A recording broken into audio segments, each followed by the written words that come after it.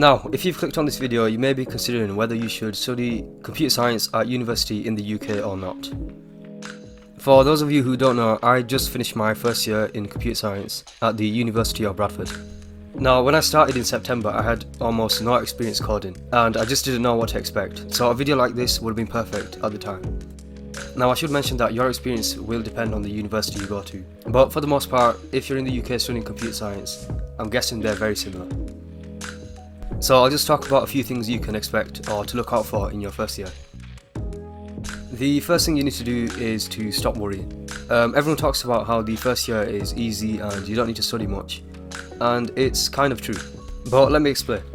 If you are the average student getting B's or C's at GCSEs or your A-levels, and you show up to lectures and labs, as well as going over the material before exams and assignments, you should be fine. I feel like in your first year they just introduce you to the field and give you a taste of what second and third year might be like.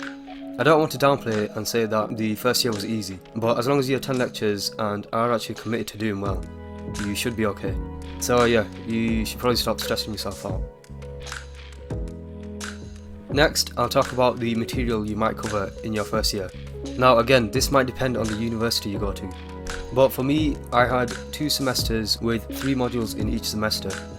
So in the first semester I covered mathematics for computing, technical and professional skills, and the fundamentals of programming. And in the second semester we covered computer architecture and system software, internet technologies, and software design and development. You can find more information about my modules in further detail on my website. I'll leave a link in the description box below. So from the names of the modules you can probably tell there's a bit of programming, a bit of maths, and some written coursework. You might cover discrete maths, which isn't too difficult as long as you revise and go out your way to revise a little bit. The program language might vary depending on the university. For me, we use Java and we pretty much used it throughout the whole year. There's a little bit of Python as well. You might do a little bit on front-end development, which covers stuff like HTML, CSS and JavaScript. But you shouldn't worry too much because it's actually a good way to get into programming because HTML and CSS are a great entry point.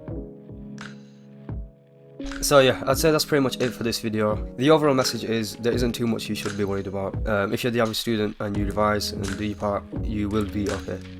If you would like to prepare, I'd suggest you go over your math skills and maybe teach yourself a little bit of programming. But other than that, all you need to do is show up and you'll be alright.